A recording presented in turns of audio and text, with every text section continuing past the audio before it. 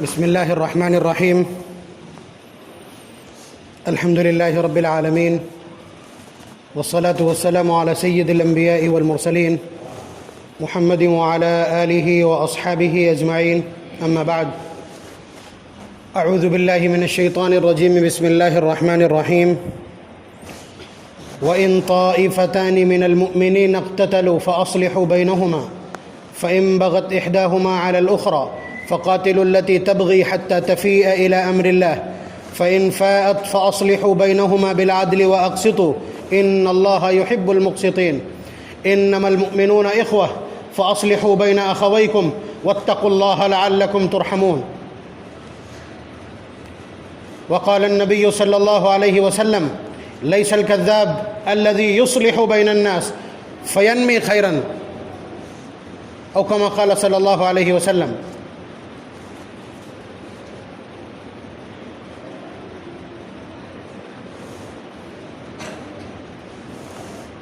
نبی اکرم صلی اللہ علیہ وسلم کی ہم امت ہیں. یہ امت کس طرح رہے گی، اس امت کو کس طرح زندگی بسر کرنا ہے، اس امت کا آپس میں احساس کیا ہوگا، اس امت کا آپس کا رشتہ کیا ہے، اس کو نبی اکرم صلی اللہ علیہ وسلم نے بڑی وضاحت کے ساتھ، بڑی تفصیل کے ساتھ بیان کیا.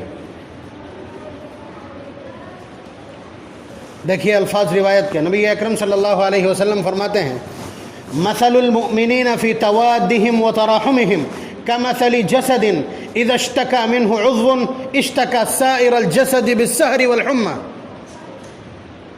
کہ یہ امت ایک جسم کے مانند ہے.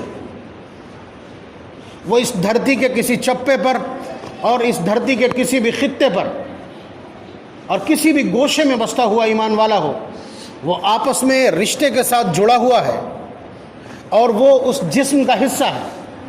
نبی اکرم صلی اللہ علیہ وسلم نے بلاغت کی انتہا کر دی ہے اس تمثیل میں. فرمایا یہ پوری امت ایک جسم کے مانند ہے. اور پھر آگے فرمایا: اذا اشتکى منہ عضو، اگر اس جسم میں سے کوئی ایک آرگن، کوئی ایک عضو، کوئی ایک انگ اور کوئی ایک حصہ پیڑت ہوتا ہے، اس کو تکلیف ہوتی ہے، تو پھر یہ پورا جسم بخار میں بھی مبتلا ہو جاتا ہے، تکلیف کا احساس بھی کرتا ہے اور جاگ کر کے پوری رات گزار دیتا ہے. یہ حضور کے الفاظ ہیں. جبکہ آپ جانتے ہیں کہ ان پیروں کا کام الگ ہے اور ان آنکھوں کا کام الگ ہے، اس گھٹنے کا کام الگ ہے اور اس زبان کا کام الگ ہے. لیکن اگر ٹھوکر لگتی ہے، انگوٹھے میں چوٹ لگتی ہے، تو آنسو کہاں سے بہتے ہیں؟ آنکھوں سے. دونوں کا ڈپارٹمنٹ الگ ہے، دونوں کا احساس بھی الگ ہے، کام بھی الگ ہے اور دوری بھی بہت ہے. اسی طرح سے اگر چوٹ لگتی ہے گھٹنے میں، آہ نکلتی ہے کہاں سے؟ زبان سے آہ نکلتی. حالانکہ گھٹنے کا کام الگ ہے، زبان کا کام الگ ہے، لیکن ان کے بیچ میں اللہ تبارک و تعالیٰ نے ایک ایسے احساس کا سلسلہ پیدا کر دیا. یہ اللہ تبارک و تعالیٰ کی فطری ودیعت ہے، یہ نیچرل فیکٹ ہے. یہ اللہ تبارک و تعالیٰ نے اسی طرح اس جسم کو پیدا کیا ہے کہ ان کے بیچ میں اس طرح کے کوڈ ہیں، اس طرح کے سیلز ہیں جو آپس میں جوڑتے ہیں. ہمارے لیے نبی اکرم صلی اللہ علیہ وسلم نے وہ سیلز تعلیمات کی شکل میں دیے. تعلیمات کی شکل میں ہے، یعنی وہ ایک دھاگا ہے محبتوں کا جو ساری امت کو ایک میں پرو سکتا ہے. اور اس کے لیے حضور کے مختلف تعلیمات ہیں. مثلا حضور نے فرمایا: للمسلم علی المسلم ست بالمعروف، کہ ایک مسلمان کے دوسرے مسلمان کے اوپر 6 حقوق ہیں. حالانکہ اس روایت میں 6 ہیں، باقی میں اور بھی بیان کیے. فرمایا: یسلم علیہ اذا لقیہ، جب ملاقات ہو تو سلام کرے. یجیبہ اذا دعاہ، جب وہ دعوت کرے یا بلائے تو اس کے بلاوے پر جانا چاہیے. یشمتہ اذا عطس، جب اس کو چھینک آئے اور وہ الحمدللہ کہے تو جواب میں آپ یرحمک اللہ کہیں. یعودہ اذا مرض، جب وہ بیمار ہو جائے تو اس کی عیادت کے لیے جائے. ویتبع جنازتہ اذا مات، اور جب اس کا انتقال ہو جائے تو جنازے میں شرکت کرے. آپ سمجھ رہے ہیں؟ تو آپ بتلائیے، جو آدمی یہ کام کرے گا معاشرے میں وہ اچھوتا نہیں رہ سکتا. وہ ہر ایک کے دل کی دھڑکن ہوگا، ہر شخص اس کے ساتھ وابستگی. تو یہ نبی اکرم صلی اللہ علیہ وسلم نے ایک فارمولہ بیان کیا. یہ پوری امت ایک جسم کے مانند، اور جسم کے بیچ میں اللہ تبارک و تعالیٰ نے فطرتاً ایک ایسا ایلیمنٹ سسٹم رکھا ہے کہ جو اس الائنس کو جوڑ کر کے رکھتا ہے. پورا جسم گھٹنے میں چوٹ لگے گی، آنسو آنکھ سے، اور پیر کو ٹھوکر لگے گی، آہ زبان سے نکلے گی۔ تو نبی اکرم صلی اللہ علیہ وسلم بتلانا یہ چاہتے ہیں کہ ایک بستی نہیں، افریقہ کے صحرا میں بسنے والے کچھ لوگ، اگر آپ کو پتہ چلتا ہے کہ ان کو تکلیف ہوئی ہے تو آپ کا دل تڑپ اٹھنا چاہیے، آپ کے دل سے آہ نکلنا چاہیے، اور آپ کچھ نہیں کر سکتے تب بھی ایک دربار ایسا ہے کہ جہاں ان کے لیے آپ اللہ سے درخواست کر سکتے ہیں، یہاں سے ان کے لیے دعا تو کر سکتے ہیں۔ فلسطینی اگر پریشان ہیں، بے شک آپ براہ راست ان کے ان کی مدد نہیں کر سکتے، لیکن یہاں بیٹھ کر کے ان کے لیے دعا تو کر سکتے ہیں، ان کی غیبی تائید اور نصرت کے لیے اللہ کی بارگاہ میں گہار تو لگا سکتے ہیں۔ تو یہ جب نبی اکرم صلی اللہ علیہ وسلم کے اس درد کو ہم سمجھ لیں گے کہ حضور نے فرمایا یہ پوری امت ایک جسم کے مانند ہے، تو یہ احساس بھی پیدا ہو جائے گا۔ وہاں اس جسم میں اللہ تبارک و تعالیٰ نے خود یہ احساس پیدا کر دیا، یہاں حضور نے ہمارے ذمہ رکھ دیا ہے کہ تم ایک جسم کے مانند جی کر کے دکھلاؤ، ہم تمہارے بیچ ایسا فنڈامنٹل، ایسا کوڈ آف کنڈکٹر اور ایسا لائحہ عمل اور ایسا نظام اخلاق چھوڑ کر کے جا رہے ہیں۔ لیکن یہ تو بہت بڑی بات ہو گئی، پاس میں جو شخص رہتا ہے اس سے ہمارے رابطے ٹھیک نہیں، اس سے ہمارے رابطے ٹھیک نہیں ہیں، بستی کے اندر رابطے ٹھیک نہیں ہیں۔ تو اس کا مطلب یہ ہے کہ نبی اکرم صلی اللہ علیہ وسلم کی منشا کے مطابق ہم زندگی نہیں گزار رہے۔ تو پہلی روایت آپ نے سمجھی کہ حضور کیا چاہتے ہیں، ان الفاظ کے پیچھے کا درد بھی سمجھیے آپ۔ اگر آپ درد نہیں سمجھتے تو اس کا مطلب یہ ہے کہ آپ نے نبی سے محبت نہیں کی ہے اور نبی کی امت میں ہونے کا حق ادا نہیں کیا ہے، آپ کو کوئی احساس نہیں۔ دوسری جگہ دیکھیے آپ، بہت سارے لوگ ہیں جو لوگ مستری ہیں، وہ یا جنہیں اس سلسلے میں شغف ہے اور شوق ہے اور جو اس تکنیک کو جانتے ہیں، وہ اس کے احساس کو بہت اچھی طرح سے کر سکیں گے۔ ردے میں اینٹیں کیسی لگتی ہیں؟ جوڑ کاٹ کر کے۔ ردہ جب لگایا جاتا ہے، مجھے تو بہت زیادہ اس کا شعور بھی نہیں رہتا ہے، ردہ میں نے دیکھا جب لگا ہے تو چاہے انہیں ایک اینٹ کو توڑنا پڑے لیکن وہ جوڑ کاٹ دیتے ہیں کہ جوڑ آمنے سامنے نہیں آنا چاہیے، اس سے دیوار میں کمزوری پیدا ہوتی ہے۔ تو اس لیے دیواریں اس طرح بنائی جاتی ہیں کہ وہ ایک دوسرے کو پھانس کر کے اور کھڑی رہ سکیں۔ نبی اکرم صلی اللہ علیہ وسلم کے الفاظ دیکھیے، جو ہماری آنکھیں دیکھتی ہیں، جو احساس کرتی ہیں۔ حضور نے فرمایا المؤمن للمؤمن کالبنیان یشد بعضہ بعضا۔ آپ اپنی بنیاد جب کیا کہتے ہیں اس کو، جب ڈی پی بناتے ہیں، نیچے سے آپ بنیاد لے کر کے آ رہے ہیں اور اس کے بعد پھر آپ پوری بنیاد کو پھانستے ہیں۔ اس وقت کی جو تکنیک ہے کہ اس کو بیموں کے ذریعے سے اور اس کو کالمز کے ذریعے سے اور ان کالمز کو باقاعدہ اس طرح سے ناکے بنا کر کے اور ان کو آپس میں اس طرح جوڑ دیا جاتا ہے کہ انہیں بغیر سخت کوشش کے الگ کرنا ناممکن ہوتا ہے۔ آپ اندازہ کیجئے کہ آج آپ یہ تکنیک اپنا رہے ہیں، نبی اکرم صلی اللہ علیہ وسلم نے اس وقت امت کے لیے یہ مثال مرتب کر دی ہے، فرمایا کہ ایک مومن دوسرے مومن کے لیے بنیاد کے پتھر اور بنیاد کی اینٹ کے مانند ہے، یشد بعضہ بعضا، جو ایک دوسرے کو آپس میں باندھ کر کے رو کے رکھتا ہے۔ اس پوری امت کو باقی رکھنے کے لیے، اس کے اتحاد اور اس کے شیرازے کو باقی رکھنے کے لیے نبی اکرم صلی اللہ علیہ وسلم کا یہ درد زبان پر چھلک کر کے آ گیا۔ اگر ان دلوں میں یہ احساس بھی نہ ہو، تکلیف کی بات۔ اور یہ سب کچھ کیوں؟ یہ سب کچھ اس لیے کہ نبی اکرم صلی اللہ علیہ وسلم پر خود اللہ تبارک و تعالیٰ کی طرف سے تعلیمات کا اور آدیش کا سخت دباؤ ہے۔ حضور اللہ تبارک و تعالیٰ فرماتے ہیں سورہ حجرات پارہ نمبر 26 میں کہ وَإِن طَائِفَتَانِ مِنَ الْمُؤْمِنِينَ اقْتَتَلُوا۔ آپ کو اندازہ لگے گا کہ لگتا یہ ہے کہ یہی کی منظر کشی کر دی۔ قرآن نے اس وقت جو ہمارے آمنے سامنے آس پاس ہو رہا ہے اس کی منظر کشی کر دی۔ قرآن کہتا ہے وَإِن طَائِفَتَانِ مِنَ الْمُؤْمِنِينَ اقْتَتَلُوا، اگر مسلمانوں کی دو جماعتیں آپس میں گتھم گتھا ہو جائیں، قتل پر آمادہ ہو جائیں۔ اقتتلوا تو سمجھ ہی رہے ہوں گے نا کہ یہ لفظ ہے، لفظ سے تو اب معنی سمجھ میں آ رہے ہوں گے۔ وَإِن طَائِفَتَانِ مِنَ الْمُؤْمِنِينَ اقْتَتَلُوا، کہ اگر دو جماعتیں آپس میں قتال پر آمادہ ہو جائیں، ایک دوسرے کو مرنے پر آمادہ ہو جائیں، تو باقی لوگوں کی ذمہ داری فَأَصْلِحُوا بَيْنَهُمَا، ان کے بیچ اصلاح کرا دو، صلح کرا دو۔ آگے کی جو صورتحال ہے، آیت کا جو اگلا حصہ ہے اس کا پس منظر سمجھیے۔ آپ نے عام طور سے دیکھا ہے کہ جو لوگ صلح کراتے ہیں یا جو لوگ پنچایت کراتے ہیں وہ بستی کے ٹاپ کلاس لوگ تلاش کیے جاتے ہیں، آپ نے دیکھا ہے۔ یا ویسے بھی معاشرے سے آپ بہت طاقتور قسم کے لوگ، با اثر لوگ لے کر کے آتے ہیں۔ یہ با اثر لوگ اکٹھا کرنا یہ کوئی فیشن نہیں ہے، یہ کوئی فیشن نہیں ہے. آپ بتلائیے قرآن و سنت کے حوالے سے جتنی اچھی بات میں کر لوں گا ایک غیر عالم نہیں کر سکتا. لیکن پنچایت کون کرائے گا؟ پنچایت کے لیے معزز اور طاقتور لوگ جن کے پیچھے لمبا بیک اپ ہو انہیں کیوں بٹھایا جاتا ہے؟ قرآن کریم کا یہ منشور ہے. فَإِن بَغَتْ إِحْدَاهُمَا کہ لوگوں نے بیٹھ کر کے ایک فیصلہ کروا دیا. اب اس کے بعد ایک ٹیم نے بغاوت کر دی کہ ہم نہیں مانیں گے، تو یہ دوسری جماعت اور باقی جتنی بھی آبادی ہے یا جتنے لوگوں کی رائے اس میں شامل تھی، یہ سب اس کے خلاف قتال کے لیے کھڑے ہوں اور اسے مجبور کریں فیصلہ ماننے پر. یہ قرآن کریم کہتا ہے. اسی لیے طاقتور اور باقاعدہ لوگ تلاش کیے جاتے ہیں. یہ منشور ہے اس کا.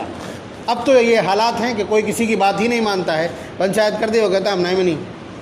اب جن لوگوں نے پنچایت کی وہ کہتے تھے ہم کیا کریں. اور صحیح بات ہے، اس طرح کا کوئی نظام نہیں ہے ہمارے پاس، اس طرح کا کوئی سسٹم نہیں ہے. لیکن قرآن کریم نے جو دستور پیش کیا ہے وہ دستور یہی ہے. اس کا کچھ حصہ باقی ہے اور کچھ حصہ حذف ہو گیا. پہلی بات تو یہ کہ فیصلہ خود شریعت کے مطابق کرے، اور جب فیصلہ ہو جائے تو پھر اس کے بعد اس پر قائم رکھنے کی قوت بھی ہو. یہ قرآن کریم کا منشور ہے. آپ کے پاس جو بیسٹ فارمیٹ اویلیبل ہو، یعنی جو سب سے بہترین صورتحال ہو، آپ اسے اپنائیے. وہ الگ بات ہے، ہم یہاں تک اگر نہیں پہنچ سکتے ہیں تو الگ بات ہے. لیکن میں نے قرآن کریم کی یہ آیت اور یہ منشور اور اس کا جو خلاصہ ہے وہ آپ کی خدمت میں پیش کر دیا. وَإِن طَائِفَتَانِ مِنَ الْمُؤْمِنِينَ اقْتَتَلُوا فَأَصْلِحُوا بَيْنَهُمَا فَإِن بَغَتْ إِحْدَاهُمَا عَلَى الْأُخْرَى فَقَاتِلُوا الَّتِي تَبْغِي حَتَّى تَفِيءَ إِلَى أَمْرِ اللَّهِ فَإِن فَاءَتْ فَأَصْلِحُوا بَيْنَهُمَا. یعنی جو لوگ مکر گئے تھے اگر وہ پھر آمادہ ہو جائیں اس پر تو پھر صلح کرا دو. یعنی صلح ہر حال میں کرانا. اس کے بعد اگلا جملہ اللہ تبارک و تعالیٰ نے انتہائی درد کے ساتھ ہمارے سامنے رکھا ہے. فرمایا انما المؤمنون اخوہ. تمہارے بیچ اگر کوئی رشتہ نہ ہو تو کیا ہوا؟ ایمان والے تو ہو. ایمان سب سے بڑا رشتہ ہے. انما المؤمنون اخوہ، سارے ایمان والے آپس میں بھائی ہیں اور ایسے ویسے بھائی نہیں ہیں. ہم آپ کو بتا دیں کہ یہ رشتہ انتہائی طاقتور ہے. حضرت ابراہیم علیہ السلام جب بابل سے نکلے ہیں ہجرت کر کے، جب نمرود نے اور ساری ملت نے اور خود باپ نے انہیں گھر سے نکال دیا، تو اس کے بعد جب ایک جگہ سے گزرے ہیں تو معلوم یہ ہوا کہ یہاں کا جو فرعون ہے، بادشاہ ہے، وہ جب کسی خوبصورت عورت کو دیکھتا ہے تو اگر وہ شوہر کے ساتھ ہے تو اس کو چھین کر کے اپنی کسٹڈی میں لے لیتا ہے، اور اگر اس کے ساتھ بھائی ہو تو چھوڑ دیتا ہے. آپ سمجھ رہے ہیں؟ یہ اس بادشاہ کا چلن تھا. حضرت ابراہیم علیہ السلام اس علاقے سے جب گزرے تو حضرت سارہ کو اللہ تبارک و تعالیٰ نے بلا کا حسن عنایت فرمایا تھا. ان لوگوں نے حضرت سارہ کو گرفتار کر کے اور باقاعدہ اس بادشاہ کے سامنے پیش کر دیا. تو حضرت ابراہیم علیہ السلام نے اپنی بیوی سے معلوم ہے کیا کہا تھا کہ جب وہ پوچھے کہ تمہارے ساتھ میں کون ہے تو کہہ دینا کہ بھائی شوہر ہیں. اس کے باوجود حضرت ابراہیم علیہ السلام نے کیا فرمایا؟ کہہ دینا کہ بھائی. اس لیے کہ اس دھرتی پر اس وقت صرف 3 ایمان والے، حضرت ابراہیم علیہ السلام، حضرت سارہ اور حضرت لوط علیہ السلام. آپ سمجھ رہے ہیں؟ تو ایمان والے آپس میں بھائی ہیں. یہ رشتہ جو تعویل کی ہے علماء نے حضرت ابراہیم علیہ السلام کا ان 3 اقوال کی، اس میں ایک تعویل یہ بھی ہے کہ ٹھیک ہے میاں بیوی ہیں لیکن ان کے بیچ میں ایمان کا جو رشتہ ہے وہ انہیں بہن بھائی بھی تو مناتا ہے. تو آپ اندازہ کیجئے کہ اتنا طاقتور رشتہ ہے، ہم اس کو ایوائڈ کرنے کے مجرم. انما المؤمنون اخوہ، ایمان والے سب آپس میں بھائی ہیں. فاصلحوا بین اخویکم، تمہیں کسی کے بھی بیچ میں اختلاف ہوتا نظر آئے، 2 عورتیں لڑ رہی ہوں، اپنے گھر کی بیوی کو بھیج کر کے اور کہو کہ ان کی یہ چکچک بند کرا دے. لیکن ہم نے کوئی تربیت نہیں کی، اس طرح کی کوئی چیز، اس طرح کا کوئی میسج ان تک کنوے نہیں کیا. اس وقت جو صورتحال ہے، ذمہ داروں سے بات کی، ہر شخص یہ کہتا ہے کہ مولانا جیسے آپ چاہو ویسے نمٹا دو. بڑے ذمہ دار بھی اور چھوٹے چھوٹے بچے جن سے ہمیں توقع نہیں کہ 20 25 سال کے ہیں، جو سوچتا یہ ہوگا آدمی کہ یہ پھنکارے مار رہے ہوں گے، وہ یہ کہتے ہیں کہ بھائی جان ہم تم سے اونچے تھوڑی ہو جائیں گے، آپ جو فیصلہ کر دو. تو اس کا مطلب یہ ہے کہ جو لوگ براہ راست مبتلا ہیں وہ اس معاملے کو طول دینا نہیں چاہتے. یہ وہی ہے، ایک عورت یہاں کھڑی تھی 2-4 باتیں سننے کے لیے، اس نے 2 سنی اور 2 اور ملائیں اور وہاں جا کر کے کو کر دی، اور یہ سارے کے سارے ابال پہ آ گئے. یہ مستقل پچھلے 5 دن سے اس طرح سے ہلکورے لے رہی ہے. یہ غیبت، یہ نمیمہ خوری، یہ اس طرح سے ہلکورے لے رہی. آپ اندازہ کیجئے، یہ تو ہو گئی قرآن کریم کی بات. انما المؤمنون اخوہ، ایمان والا چاہے امریکہ کے کسی صحرا میں رہتا ہو یا کسی برفانی تودے کے اوپر اس نے اپنا ٹیلا بنایا، گھر بنایا ہو، وہاں رہنے والا، اور آپ ایمان کے اعتبار سے بھائی بھائی ہیں. اور پھر جب اس بہادر پور کی بات کریں گے، اس بہادر پور کی بات کریں گے تو یہ پورا کا پورا گاؤں اور پوری کی پوری بستی آپس میں بلڈ ریلیشن کے ساتھ جکڑی ہوئی ہے، خونی رشتوں کے ساتھ جکڑی ہوئی ہے. کوئی گھر ایسا نہیں ہے جو دوسرے گھر سے وابستہ نہ ہو. اس پیڑھی میں نہ صحیح پچھلی میں نہ صحیح تیسری پیڑھی میں اس کے بیچ میں رشتہ ضرور ہے. آپ نے ایمان کے رشتوں کا لحاظ نہیں کیا، کیا ان خون کے رشتوں کا بھی لحاظ ختم ہو گیا؟ یہ تو بڑی بے غیرتی ہوگی اگر ایسا ہوتا. اور یہاں کا کوئی بھی جھگڑا شرمندگی کے علاوہ کوئی نتیجہ نہیں دے سکے. یہاں کا کوئی بھی اختلاف، کوئی بھی نزاع شرمندگی کے علاوہ کسی چیز پر ختم نہیں ہوگا.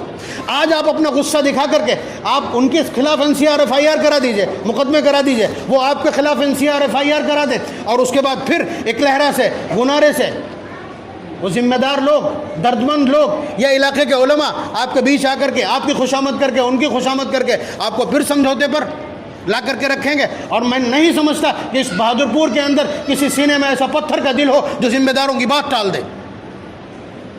آپ بتائیے، پھر اس کے بعد آپ نے سمجھوتا کیا، پیسہ سب چلا گیا کہاں؟ انہی مردودوں کے پاس جن سے آپ بچانا چاہتے. ذرا سی دیر کا غصہ اگر غصے پر کنٹرول کر لیا جائے تو خود اللہ تبارک و تعالیٰ کی طرف سے بھی رحمتیں اتریں گی، اور خود ہماری اپنی زندگیاں بھی بلند ہوں گی، اخلاقی کردار بلند ہوگا. اگلی نسل ہم کو دیکھے گی اس طرح سے تو اس کے بعد اس کی بھی پرداخت اور اس کا نشو و نما اور اس کی تربیت بھی بڑے اچھے انداز سے ہوگی. ورنہ کیا ہم جھگڑے اور لڑائیاں یا خون ریزی اور فساد زمانے جاہلیت کی طرح اپنی نسلوں میں منتقل کرنا چاہتے ہیں؟ نہیں، کوئی نہیں چاہتا. اس مٹی کو مجھ سے زیادہ کوئی نہیں جانتا. یہ میرا دعویٰ ہے کہ مجھ سے زیادہ اس بہادر پور کی مٹی کو کوئی نہیں جانتا. کیا آپ کو یاد نہیں ہے آج سے 5 سال قبل یہیں کھڑے ہو کر کے عید کے بھرے مجمع میں نے کہا تھا کہ اللہ تبارک و تعالیٰ تو یقیناً آج معاف کر دیں گے، عید کا دن ہے، وہ کہہ دیں گے ارجعوا مغفورا لکم، تم سب بخشائے.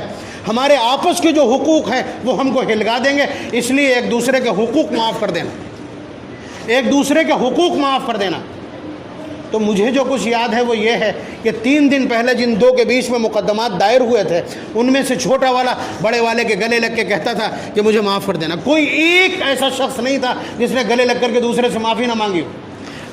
گاؤں کی عورتیں مجھ سے کہتی کہ للہ تم نے کہا اس قدوں کی جو سب ایک دوسرے سے معافی مانگت تھے، مطلب یہ الفاظ تھے ان کے. اور اس وقت کا یہاں کا جو چوکی انچارج تھا اس نے کہا تھا وہ جو لاکھوں روپیہ خرچ کر کے جو کام تم نہیں کر سکتے تھے وہ تمہارے کسی مولوی نے 1 منٹ میں کر دیا. یہ نہ مولوی کا کمال ہے، یہ ان ماننے والوں کا کمال ہے جنہوں نے اپنی ساری نفرتیں، اپنے سارے نزاع طاق پہ رکھ کر کے اور اس کے بعد گلے لگ کر کے معافی مانگی ہے. تو مجھے لگتا یہ ہے کہ بہت دیر ہو جائے گی جب مائیں اپنے لال کھو دیں گے اور اس کے بعد پھر آپ 2 جھگڑنے والے لوگ آپس میں گلے لگ کر کے رو رہے ہوں گے. اگر اس پوری صورتحال کا صحیح سنجان نہیں لیا گیا، سنجیدگی کے ساتھ اس کا تجزیہ نہیں کیا گیا تو مائیں اپنے لال کھو کر کے، اپنے لخت جگر، اپنے جگر کے ٹکڑے کھو کر کے اور اس کے بعد آپ ہی گلے لگ کر کے رو رہے ہوں گے کہ بڑی غلطی کر دی. لمحے غلطی کرتے ہیں اور صدیاں سزا بھگتتی. عجیب صورتحال ہے، ذمہ دار لوگ ہیں. اس کے بعد پولیس کی یہ مجرمانہ خاموشی آپ کی سمجھ میں نہیں آ رہی؟ آپ بتلائیے جب دونوں طرف سے NCR FIR ہیں تو انہیں اب تک کارروائی کر دینا چاہیے تھی. 2 لوگ ادھر سے 2 لوگ ادھر سے اٹھا کر کے تو پورے اس کے اندر ایک میسج چلا جاتا ہے کہ اب مصیبت کی گھڑی سر کے اوپر ہے، خاموشی طاری ہو جاتی. لیکن نہیں، وہ چاہ رہے ہیں. یہ کھٹکتا ہے نا، یہ کھٹکتا ہے، یہ گاؤں، یہ بستی کھٹکتی ہے. یہاں کی یہ داڑھیاں، یہاں کی یہ ٹوپیاں اور یہاں کا فنڈامنٹلزم اور یہاں کی استقامت، یہ آپ کی یہ ایمانی غیرت اور جرت، یہ کھٹکتی ہے اور بہت زیادہ کھٹکتی ہے جس کا احساس آپ کو نہیں. ابھی اسی الیکشن کے وقت میں ایک شخص آیا، یہی چوراہے پہ ملا، جمعے کی نماز پڑھ کے آ رہے تھے، الیکشن لڑ رہا تھا، امیدوار تھا.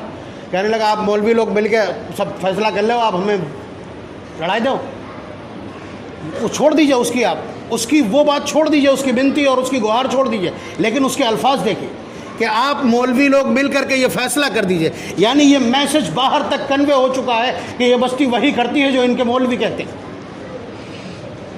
ظاہر سی بات ہے آپ کے بارے میں آپ کا دشمن بھی یہ جانتا ہے کہ یہ دینی بنیادوں پر پلک جھپکتے اکٹھا ہو جائیں. یہی تو ہے نا، اس کا حاصل کیا مجھے بتا دیجئے آپ. اس جملے کا تجزیہ کیا ہے آپ بتائیے. تو آپ اندازہ کیجئے کہ آپ کی ریٹنگ یہ ہے, آپ کی رینکنگ یہ ہے. اس کے بعد مجھے یہ حوالہ دینا پڑے کہ انما المؤمنون اخوہ فاصلحوا بین اخویکم. میں خوش آمدید کہتا ہوں ان مہمانوں کو جو پچھلے 3 دن سے ایک لہرہ سے اور گنارے سے یہاں آئے ہوئے ہیں. کبھی اس کی خوش آمد کرتے ہیں, کبھی اس کی خوش آمد کرتے ہیں. وہ اپنی بے عزتی محسوس نہ کریں. وہ یہ ہرگز نہ سوچیں کہ فلاں نے بات نہیں مانی, یا میرے آنے کا یا میرے قد کا یا میرے وقار کا لحاظ نہیں کیا. وہ مسلسل عبادت میں. نبی اکرم صلی اللہ علیہ وسلم کے الفاظ کہ جو شخص لوگوں کے بیچ صلح کرانے کے لیے بیٹھا, ایک ایک لفظ کے اوپر اس کو ایک غلام آزاد کرنے کے برابر اجر ملتا ہے. ایک انسان کی, ایک ویکتی کی قیمت شریعت کے penal code, Islamic penal code میں 10 اونٹ کے برابر ہوتی ہے. کیا قیمت ہو سکتی ہے؟ اور ایک غلام کی قیمت اس کی آدھی مان لیجیے. 5 اونٹ کے برابر ایک غلام کی قیمت ہوتی ہے. میں اس وقت کی بات کر رہا ہوں, آج کی نہیں. تو آپ اندازہ کیجئے ایک ایک لفظ ان کا قیمتی. آپ اندازہ کیجئے کہ صلح کا یہ عمل کتنا اہم ہے, کتنا اہم ہے. آپ کو معلوم ہے جھوٹ بولنا بہت بڑا جرم. نبی اکرم صلی اللہ علیہ وسلم سے پوچھا کسی نے, کیا مومن زنا کر سکتا ہے؟ حضور نے فرمایا ہو سکتا ہے. کیا مومن چوری کر سکتا ہے؟ حضور نے فرمایا سرزد ہو سکتی ہے. اور چند گناہ پوچھے کہ ایسا کر سکتا ہے. پھر سوال کرنے والا پوچھتا ہے کیا مومن جھوٹ بول سکتا ہے؟ حضور نے فرمایا کبھی نہیں, کبھی نہیں. یعنی چوری اور زنا یہ جھوٹ کے مقابلے میں ہلکا ہے. لیکن آپ اندازہ کیجئے کہ جھوٹ کی اتنی شناعت کے باوجود حضور فرماتے ہیں لیس الکذاب الذی یصلح بین الناس فینمی خیرا, کہ وہ شخص جھوٹا نہیں کہلائے گا جو 2 لوگوں کے بیچ میں صلح کرانے کے لیے جھوٹ بول دے. اس وقت کی جو صورتحال ہے, میں آ کے کہہ دوں, حالانکہ میں نے حقیقت کہا, لیکن کوئی آ کے کہہ دے, کہہ رہے ہیں وہ لوگ تو کہہ رہے ہیں کہ جس طرح چاہو صلح کر لو, اور بستی کو ہم آگ میں جھونکنا نہیں چاہتے. یہ آ کے جملہ آپ نے یہاں نقل کر دیا, یہیں کا جملہ اٹھا کے وہاں نقل کر دیا. تو وہ تو آپ کی تعریف کر رہے تھے کہ وہ تو بڑا دھیر کا آدمی, بڑی برداشت ہے اس کے اندر, اور یہ بیچ کے لوگ ایسا کرا رہے ہیں ویسا کرا رہے ہیں. یہ اس طرح کے جملے آپ اگر ادھر سے ادھر نقل کرتے ہیں تو آپ جھوٹے نہیں کہلائیں گے. یہ خبر ادھر سے ادھر پہنچانا یہ چغل خوری نہیں کہلائے گی. بدترین چغل خوری وہ ہے جس سے فساد بڑھے, جس میں ہماری سب سے زیادہ دلچسپی. یہی بستی ہے جہاں کوئی بھی بات کہتے ہیں. ابھی کچھ دن پہلے ہی 2-4 سال پہلے میں آپ کی خدمت میں عرض کر رہا ہوں کہ یہاں پنچایت کرنا کوئی مشکل کام نہیں ہے.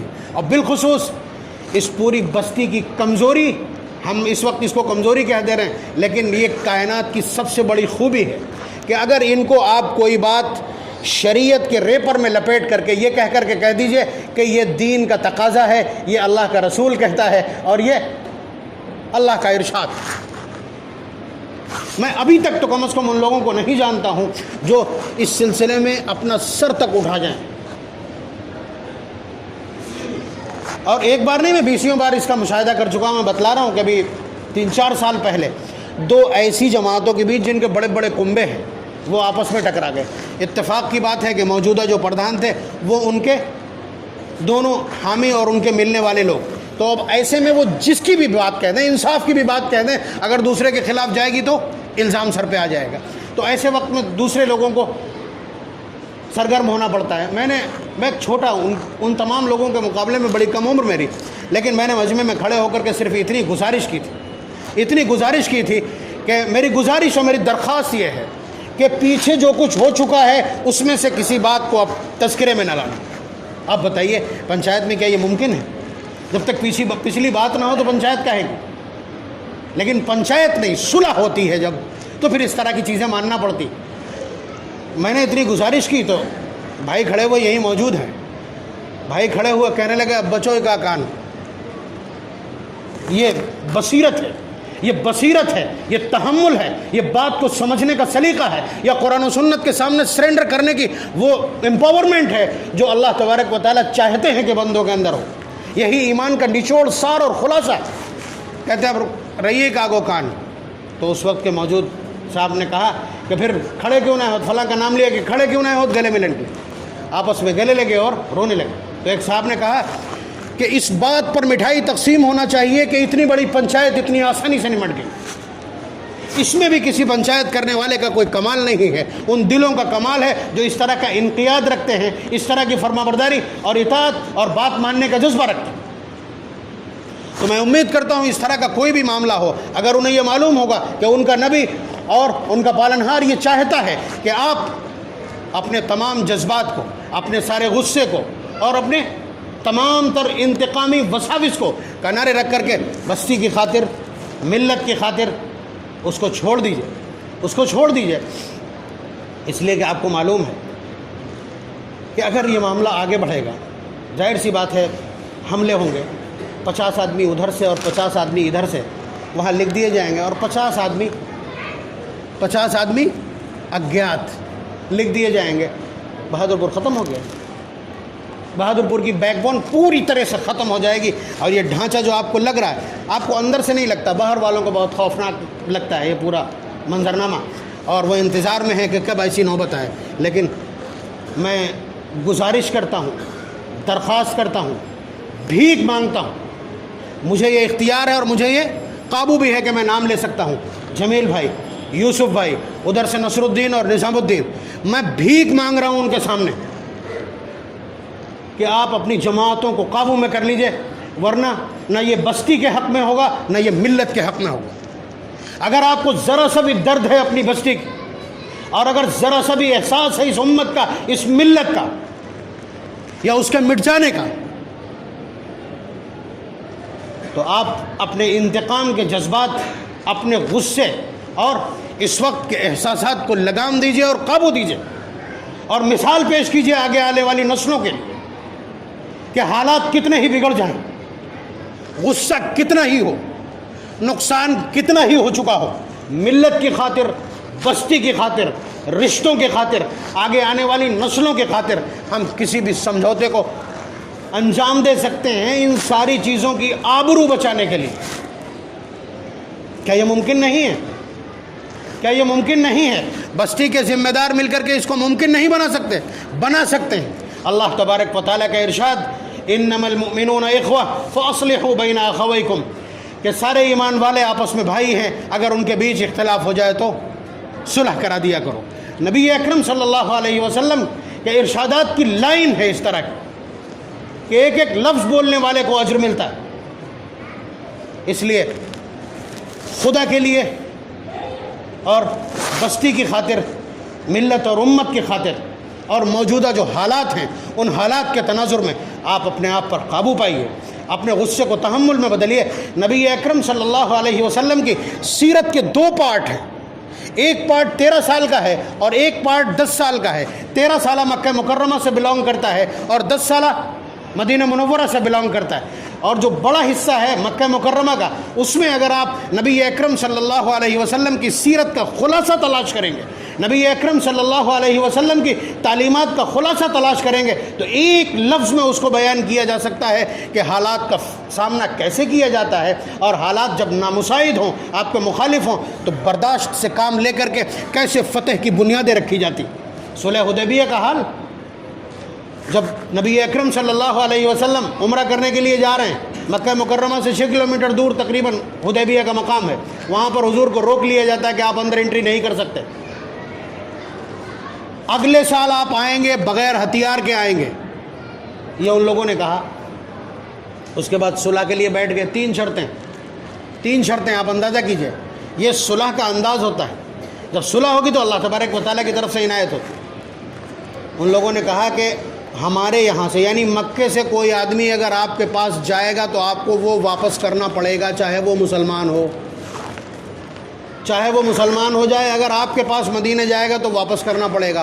آپ کا کوئی آدمی اگر ہمارے پاس آتا ہے تو ہم واپس نہیں کریں گے۔ اب بتائیے کون صلح کر لے گا اس پر کون صلح کر لے گا؟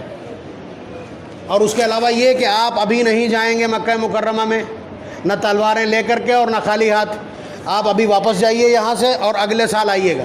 صحابہ پیر مار دیں تو زمین ہلنے لگے، 4 کھڑے ہو جائیں تو 4000، 30 نے 3 لاکھ کو تو بدوڑایا ہے یرموک اور قادسیہ کی، اگر کچھ بھی خبر آپ کو ہو تو آپ اندازہ کیجئے۔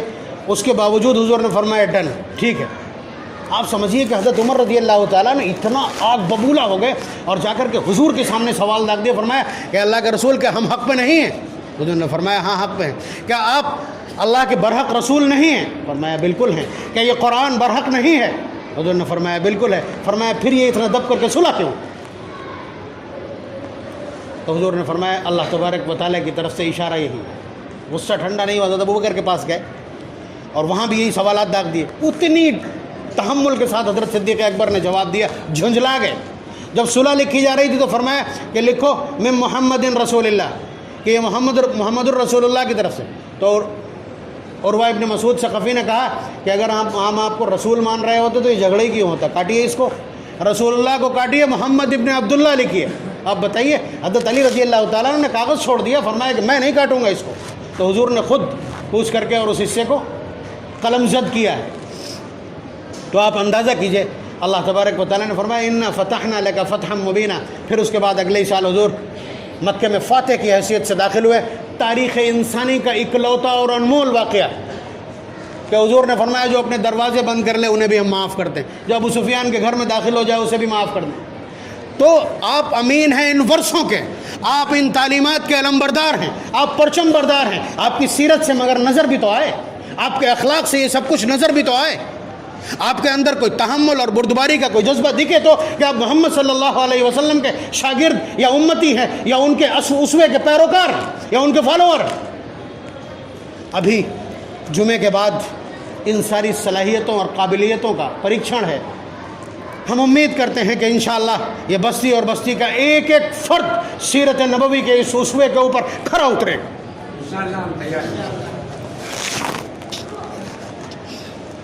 وآخر دعوانا الحمد للہ رب العالمین.